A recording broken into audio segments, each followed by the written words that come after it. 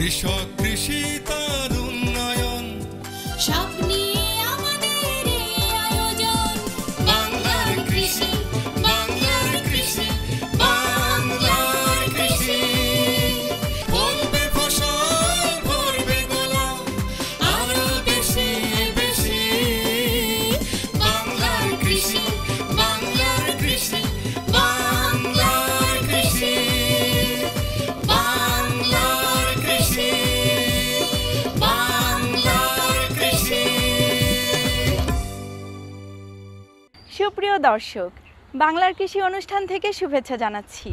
কৃষি তথ্য, প্রযুক্তি ও পরামর্শ নিয়ে আমাদের প্রতিদিনের কৃষিভিত্তিক এই আয়োজন বাংলার কৃষি। কৃষক ভাইয়েরা, আমাদের আজকের অনুষ্ঠানে দেখবেন মাঠ ফসলের করণীয় সম্পর্কে একটি মাঠ প্রতিবেদন এবং সেই সঙ্গে থাকছে কৃষিভিত্তিক নানা রকম তথ্য ও পরামর্শ। অনুষ্ঠানের শেষাংশে থাকছে প্রাণী সম্পদ বিষয়ক প্রতিবেদন। শুরুতেই মাঠ প্রতিবেদন।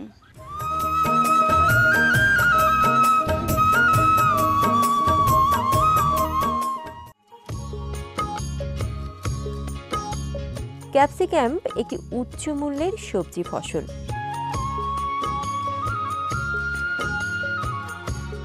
বাংলাদেশ কৃষি গবেষণা ইনস্টিটিউট এই পর্যন্ত 2টি জাত উদ্ভাবন করেছে। বাড়ি উদ্ভাবিত প্রথম জাতটি বাড়ি মিষ্টি মরিচ 1 নামে 2011 সালে কৃষক পর্যায়ে অবমুক্ত করা হয়েছে। ইতোমধ্যে এই ক্যাপসিকামটি বেশ জনপ্রিয়তা লাভ করেছে এবং বাণিজ্যিকভাবেও চাষাবাদ হচ্ছে। স্বাদে গন্ধে অনন্য এই ক্যাপসিকাম দেখতে লাল খয়েরি রঙের। এই প্রতিষ্ঠানের উদ্যানতত্ত্ব বিভাগ ইতিমধ্যেই বাড়ি মিষ্টি মরিচ 2 নামে আরও একটি জাত 2015 সালে কৃষক পর্যায়ে অবমুক্ত করেছে। ওপি ভ্যারাইটি বলে কৃষকদের বীজ সংগ্রহের জন্য কোনো সমস্যা হচ্ছে না। ইতিমধ্যে বীজ উৎপাদন ব্যাপকভাবে শুরু হয়েছে। বাড়ি এবং বিএডিসিতে উন্নত মানের বীজ পাওয়া যাচ্ছে।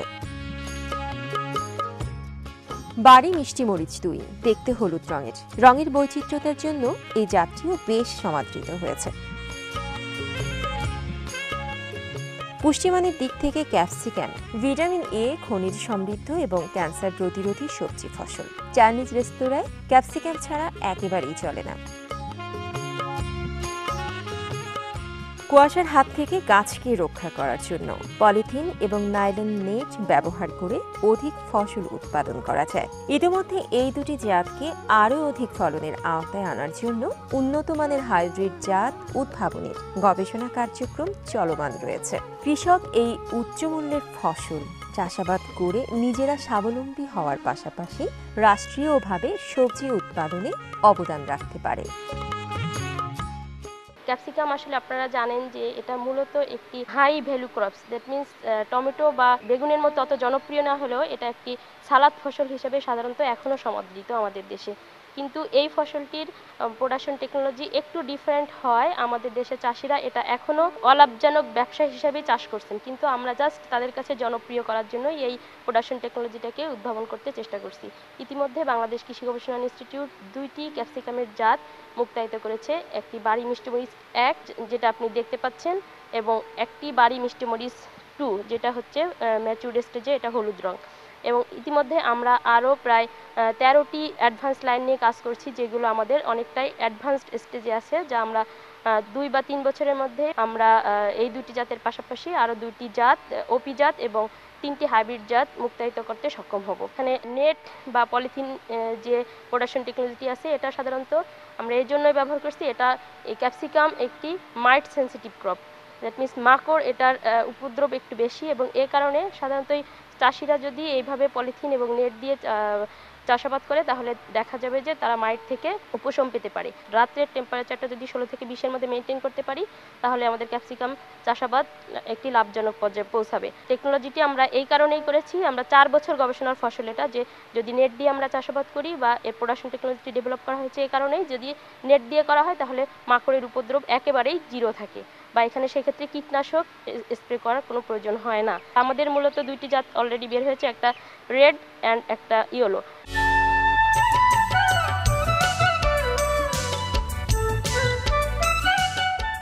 মৃত্তিকা সম্পদ উন্নয়ন ইনস্টিটিউট SRDI ভূমি ও মাটির গুণাগুণ, বৈশিষ্ট্য, সমস্যা ও সম্ভাবনা চিহ্নিত করে মাটির শ্রেণীবিন্যাস এবং এ সমস্ত উপাত্ত সম্বলিত মানচিত্র প্রণয়ন ও সরবরাহ এসআরডিআই এর প্রধান কাজ।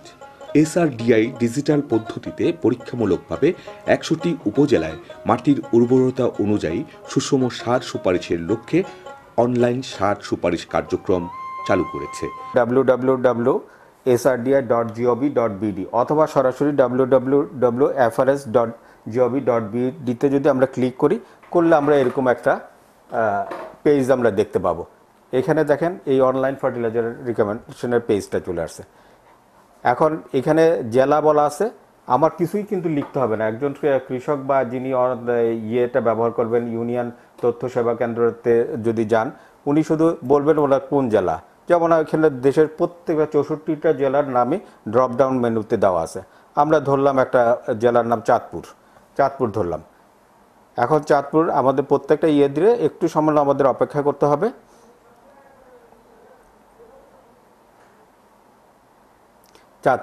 এখন চাঁদপুর জেলায় যে কয়েকটা উপজেলা আছে সেই উপজেলাগুলো তো ড্রপডাউন মেনুতে দেওয়া আছে।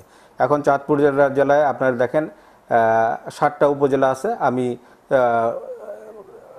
শাহরাস্তি উপজেলার কথা আমি বলি। শাহরাস্তি উপজেলার আমি রিকমেন্ডেশন চাচ্ছি, আমার অবস্থান শাহরাস্তি উপজেলা।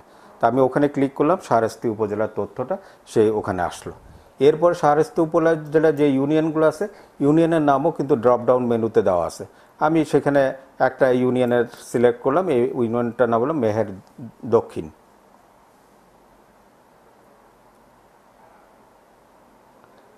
তারপরে এখানে আমি বললাম ফসলের ক্যাটাগরি কি, আমি কি আঁশ জাতীয় ফসল করব না শস্য জাতীয়। আমি ধরলাম কমন ধরলাম শস্য জাতীয় ফসল আমি করব। এখন শস্য জাতীয় ফসলের পরে আমি আবার এখানে যখন ক্লিক করব, আবার কিন্তু শস্য জাতীয় ফসলের সবগুলো ড্রপ ডাউন মেনুতে চলে আসবে। এখন যদি আমি গম করতে চাই, গমের সেচ সহ জাতগুলো যদি করতে পারে, এইগুলা কাঞ্চন, গৌরব, প্রতিভা, সৌরভ, অগ্রণী, শতাব্দী, এখানে ক্লিক করলে চলে আসবে। আমরা এখন ইয়ে করি বিআর 29-এর কথা আমরা ধরি, বা বোরো ধান বৃধান 29-এর জন্য আমরা যদি রিকমেন্ডেশন চাই, আমি ওখানে ক্লিক করব।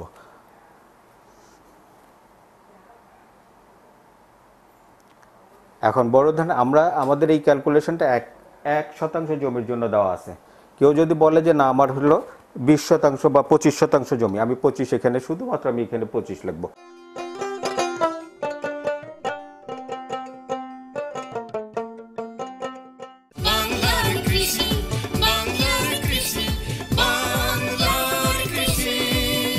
শুধু দর্শক দেখছিলেন প্রতিদিনের কৃষিভিত্তিক অনুষ্ঠান বাংলার কৃষি। আপনাদের এই সময়ের করণীয় সম্পর্কে জানাতেই আমাদের এই আয়োজন বাংলার কৃষি। সঙ্গেই থাকুন। এখন দেখবেন প্রাণী সম্পদ বিষয়ক একটি প্রতিবেদন।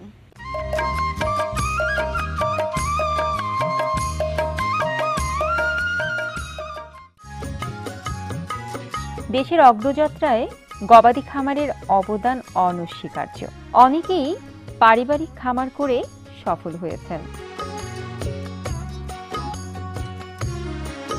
ঢাকার অদূরে রূপগঞ্জ উপজেলার পড়শি গ্রামে এমনই এক পারিবারিক খামার যা উদাহরণ সৃষ্টি করেছে এই এলাকায়। প্রথমে একটি গরু দিয়ে খামার শুরু করলেও এই খামারের বর্তমানে বাছুর সহ গরুর সংখ্যা 10টি।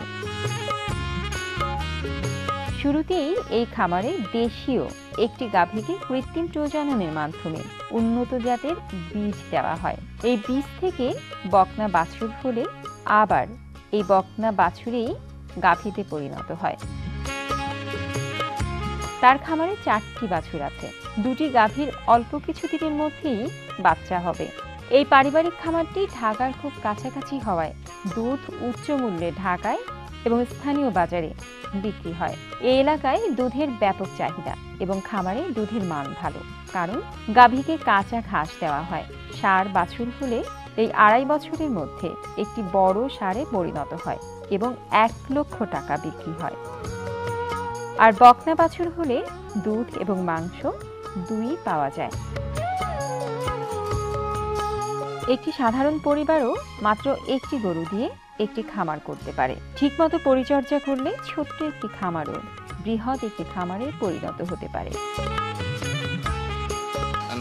গরু আয়ে গরু দেখাশোনা করি মানে দেওয়া লাগে কোনটা কি লাগে ওটা জোগা দেই দুধের বাজার ভালো বালাটা বিক্রি হয় এত বাসাতে এসে নেওয়া যায় এরা। একটি বাড়ি যদি একটি খামার হয় তাহলে প্রাণী সম্পদের উন্নয়নের পাশাপাশি দেশ হবে স্বাবলম্বী। দেশের প্রোটিনের চাহিদা পূরণ হবে, দেশের মানুষ হবে সুখী সমৃদ্ধশালী, সুযোগ সৃষ্টি হবে কর্মসংস্থানের। বাছুর দুধ এবং মনে করেন দুটোই লাভ। এক একটা বাছুর মনে করেন 1 বছর পরে এক একটা বাছুর 20-30 হাজার টাকা বিক্রি হয়ে যায়, আর দুধ তো মনে করেন আছেই। যদি গাভী সার বাছুর হয় তাইলে মনে করেন এটা যে 1-2 বছরে এটি 1 লক্ষ টাকার মাল হয়ে যায়। আর মনে করেন যেটা এই গাভী জাতের ওইটা মনে করেন যে 2-3 বছর পারলে ওইটাও মনে করেন যে এক একটা গাভী 1 লক্ষ টাকার উপরে বিক্রি হয়। দুধ এবং মাংস দুটোই আমাদের হইলো। এখন মনে করেন আমরা আর্থিকভাবেও এই গাভী পাইলে সচ্ছল আছি। বাংলার কৃষি, বাংলার কৃষি, বাংলার কৃষি। সুপ্রিয় দর্শক, দেখছিলেন প্রাণী সম্পদ বিষয়ক প্রতিবেদন। সেই সঙ্গে শেষ করছি আমাদের আজকের বাংলার কৃষি।